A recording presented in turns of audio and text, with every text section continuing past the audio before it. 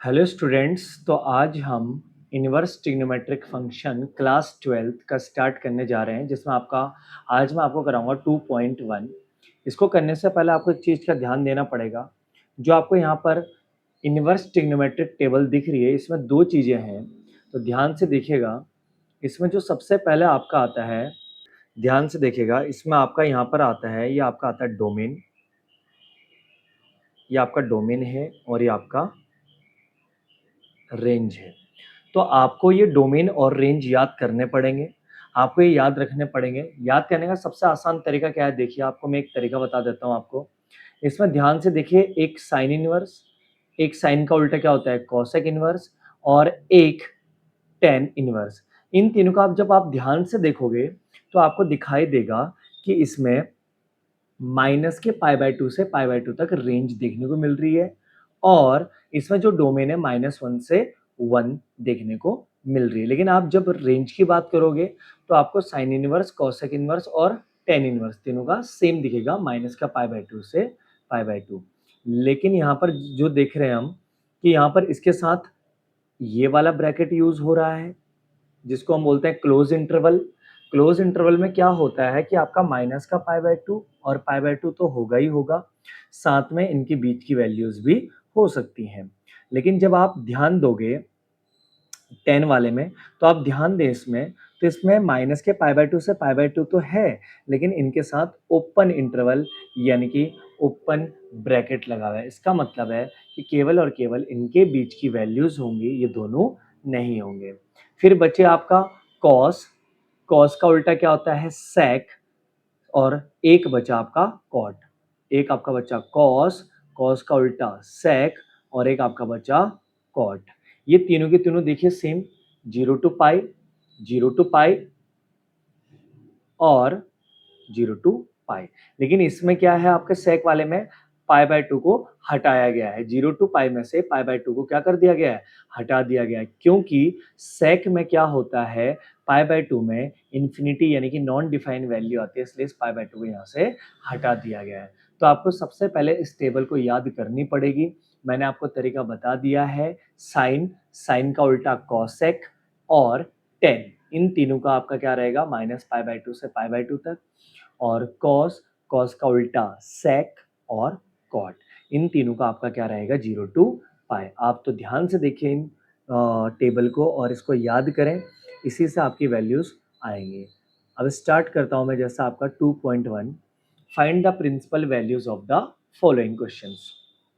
तो जैसा आपको सबसे पहले दिख रहा है यहाँ पर, आपको सबसे पहले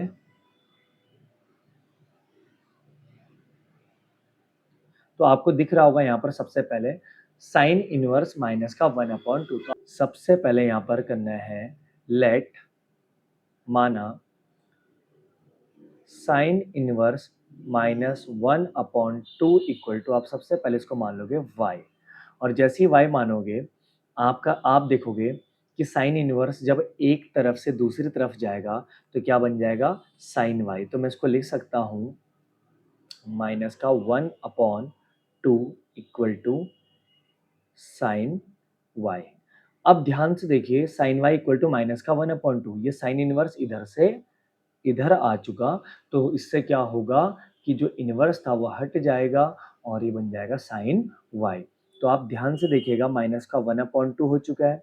अब आप साइन में देखोगे कि 1/2 कितने में आता है, तो हम देखेंगे इसको, साइन y इक्वल टू, आप देखोगे 1/2 कितने में आता है, तो 1/2 आता है आपके साइन, 1/2 कितने में आता है आप लोगों का, पाई/6 में, पाई/6 में, यानी कि 30 डिग्री, और साथ में क्या लग जाएगा आपका माइनस, और इस साइन से ये साइन कैंसिल हो जाएगा, तो यहाँ पर y की वैल्यू कितनी आ जाएगी आपकी, माइनस का पाई/6।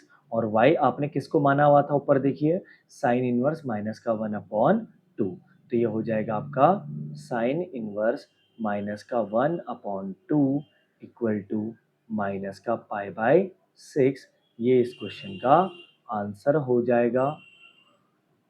और ये जो है आपका क्वेश्चन जो है, ये देखिए, माइनस के पाई/2 से पाई/2 को क्या करता है, बिलोंग करता है, इसका मतलब हमारा ये आंसर बिल्कुल सही है।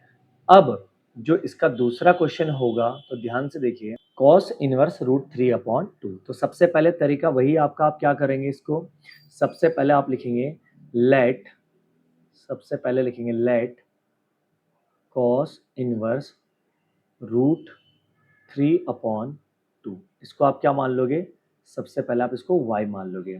तो जैसे आप y मानोगे तो क्या होगा, cos इनवर्स जब इधर से उधर जाएगा तो क्या हो जाएगा आपका, cos y हो जाएगा। तो ये आपका cos y इक्वल टू √3/2 ये हो जाएगा।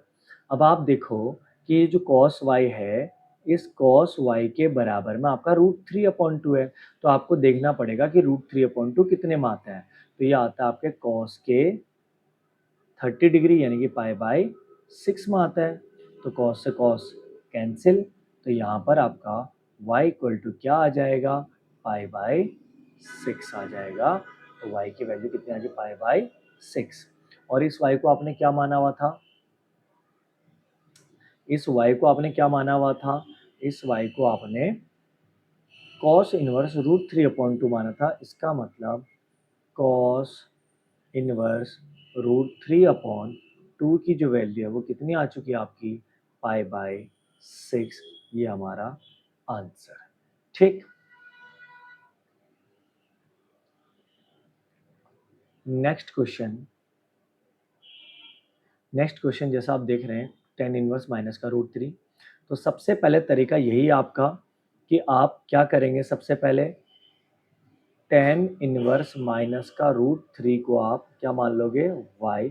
और ये tan इनवर्स जब इधर से दूसरी तरफ जाएगा तो क्या हो जाएगा आपका, tan y। तो इसका मतलब यहाँ पर मैं लिख सकता हूँ tan y equal to minus का रूट हैं, tan y equal to tan minus का √3 है। तो इस माइनस के √3 को हम क्या लिख सकते हैं, √3 कितने में आता है आपका 10 में, तो 10 में √3 आता है आपका π/3 में आता है। और साथ में आप यहाँ पे क्या लगा सकते हो, माइनस लगा सकते हो। 10 से 10 कैंसिल, तो यहाँ पर y इक्वल टू आ जाएगा माइनस का π/3। और y को आपने क्या माना हुआ था, तो y को आपने माना हुआ था tan इनवर्स माइनस का √3। तो इसकी वैल्यू जो आ गई वो आ गई माइनस का π/3।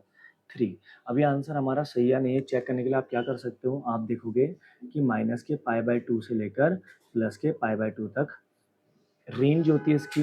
तो आप देखोगे माइनस का π/3 इनके बीच में आता है। तो मतलब हमारा ये आंसर बिल्कुल सही है। अब जैसे इसका नेक्स्ट क्वेश्चन जैसे हम करने जा रहे हैं, तो आप देखोगे नेक्स्ट क्वेश्चन है cos इनवर्स माइनस का 1/2। तो आप देखोगे सबसे पहले तरीका तो वही है आपका, तरीका क्या कहता है, सबसे पहले कि आप सबसे पहले करेंगे let cos inverse y, sorry,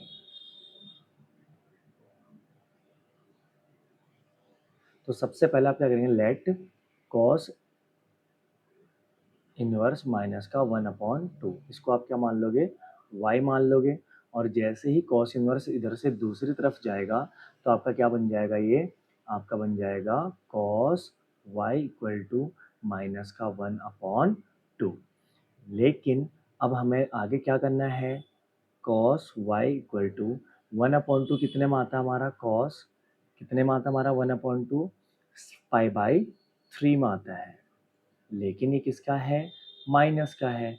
और माइनस का π/3 जो हमारा cos की जो रेंज होती है, cos की जो हमारी रेंज होती है, cos इनवर्स की जो हमारी रेंज होती है वो क्या होती है, 0 टू पाई। लेकिन यहाँ तो मेरा एंगल माइनस का π/3 आ रहा है, तो ये π/3 मेरा आंसर नहीं होगा। तो 0 टू पाई में लाने के लिए मुझे क्या करना पड़ेगा, पाई माइनस करना पड़ेगा। तो cos से cos कैंसिल, तो y की वैल्यू जो आ जाएगी 3 1 जा 3 और 3 पाई माइनस पाई 2 π/3, ये इसका आंसर आ जाएगा।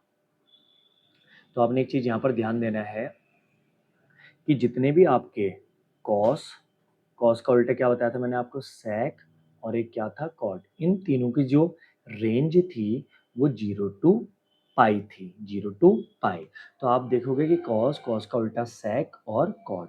जब भी ये तीनों क्वेश्चन आएँगे और आंसर अगर आपका माइनस में आएगा, तो आप ध्यान देना कि आपने उस एंगल को किस में से माइनस कर देना है, पाई में से माइनस कर देना है। केवल और केवल किसमें? कॉस, कॉस का उल्टा सेक और कॉट। बाकी साइन, साइन का उल्टा कॉसेक और टेन। इन तीनों में अगर आंसर माइनस में आता है तो वो चलेगा, क्योंकि उस रेंज को क्या करता है, फॉलो करता है। एक क्वेश्चन ये रहा आपका, जो एग्ज़ाम के लिए बहुत इंपॉर्टेंट है, एग्ज़ाम में काफ़ी बार आ चुका है और आता भी है। Sine inverse x equal to y है। तो आप यहाँ पर देखोगे कि sine inverse x equal to y, y यहाँ पर क्या होता है, आपका रेंज होता है, और x क्या होता है, आपका यहाँ पर डोमेन होता है।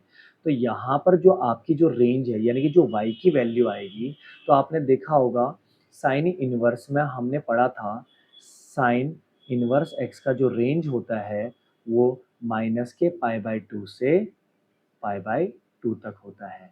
और यहाँ पर ब्रैकेट वाला तो है नहीं, तो आप ध्यान दोगे कि जब भी आपका क्लोज ब्रैकेट आएगा, तो आपका लेस और ग्रेटर के साथ हमेशा इक्वल बना हुआ आएगा। क्या आएगा बना हुआ? इक्वल।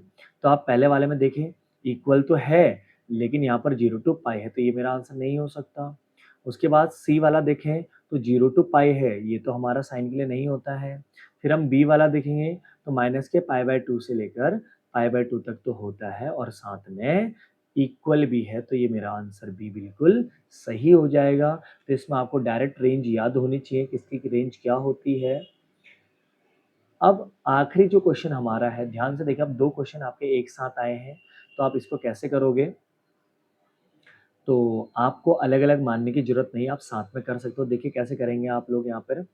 तो सबसे पहले tan इनवर्स √3, √3 10 में कितने में आता है आपका?